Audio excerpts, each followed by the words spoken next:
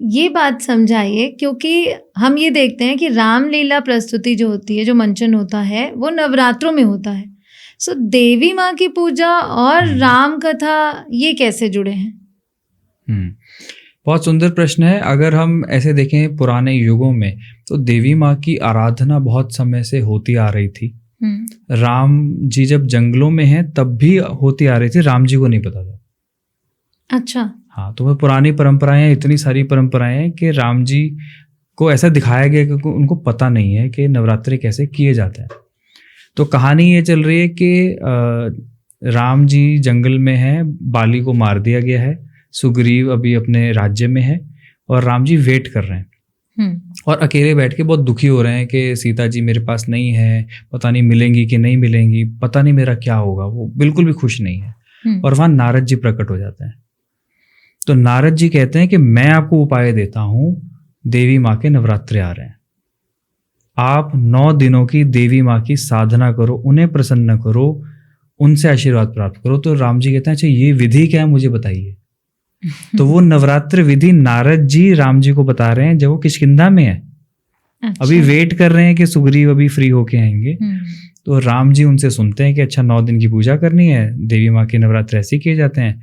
वो पूरे निष्ठा से करते हैं और देवी माँ प्रकट हो जाती हैं 9 दिन की पूजा से। हाँ, और देवी माँ उनको आशीर्वाद देती हैं कि तुम रो क्यों रहे हो, मैं तुम्हें आशीर्वाद देती हूँ कि तुम सीता जी को ढूंढ भी लोगे, रावण को मार भी लोगे, अपनी सीता को वापस ले जाकर राम राज्य की स्थापना भी करोगे, और मैंने तुम्हें जन्म ही इसीलिए दिया है, मैंने तुम्हें धरती पर भेजा ही इसीलिए है, यही तुम्हारा प्रयोजन है, ये तुम जरूर पूर्ण करोगे। तो ये आशीर्वाद देवी माँ से लेकर राम जी चले हैं।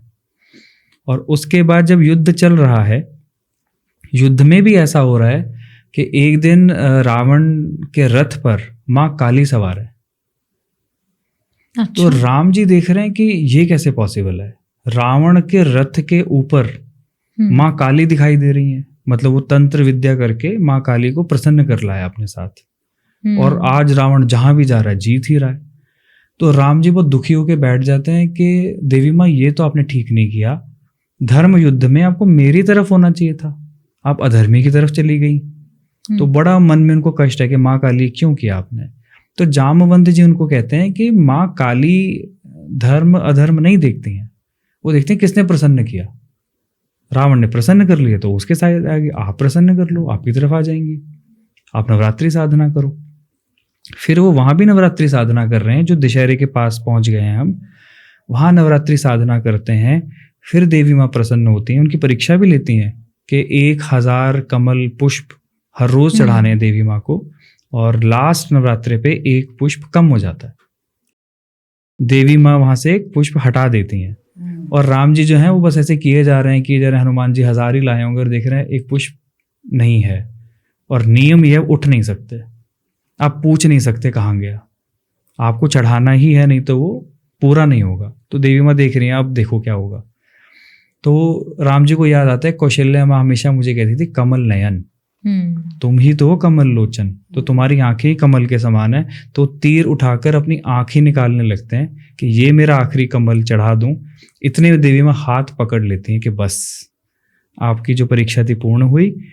और ऐसा कहते हैं देवी माँ राम जी के अंदर ही चली गई हैं, उन्होंने ब्लेस नहीं किया है, उनके अंदर ही आ गई हैं। तो राम जी ने शक्ति को ही अपने अंदर उतार लिया, शक्तिपात हो गया। तो एक तरीके से देवी माँ ही राम जी के हाथों रावण का वध कर रही हैं।